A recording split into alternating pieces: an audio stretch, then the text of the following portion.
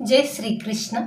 अथवा योगिनामेव कुले भवति धीमताम् एतद्धि दुर्लभतरं लोके जन्म यदीदृशं।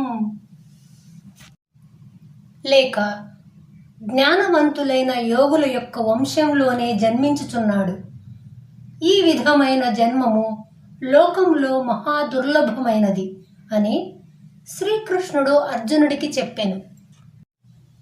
సదాచారపరులైన శ్రీమంతుల ఇంట్లో జన్మించేవాడు వంశపారంపర్య సంస్కారమును అనుసరించి పుట్టుక నుండే సుఖమహర్షి వలె భక్తి జ్ఞాన వైరాగ్యాదులతో ఉండుటకు అవకాశం ఉంటుంది. చిన్నప్పటి నుండే దైవ వాతావరణంలో పెరగటం సామాన్యమైన విషయం కాదు. గొప్ప తపస్సు యొక్క ఫలితము, ఎన్నో జన్మల పుణ్య సంస్కారముల యొక్క ఫలితము. అటువంటి ఉత్తమ యోగ భ్రష్టునకు చిన్నప్పటి నుండే ఎటువంటి ఆటంకము లేకుండా సాధన కొనసాగుతుంది. ఎందుకంటే అతడు జన్మించిన యోగుల సంప్రదాయమందు నిరంతరం ఆధ్యాత్మ విచారణ, యోగ సాధన, నియమనిష్టలు, పరమార్థ గ్రంథ పఠనము మొదలైనవి విరాజిల్లుతూ ఉండును. దీనికి విరుద్ధంగా బోధించువారు కానీ ఆచరించేవారు కానీ అక్కడ ఉండరు.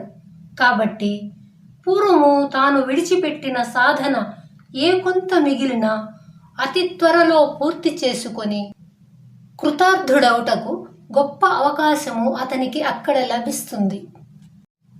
ప్రపంచంలో అన్ని జన్మల కంటే యోగుల వంశంలో పుట్టడమే సర్వోత్కృష్టమైనదని భగవంతుడు చెప్పడంలో దాని యొక్క గొప్పతనం తెలుస్తుంది.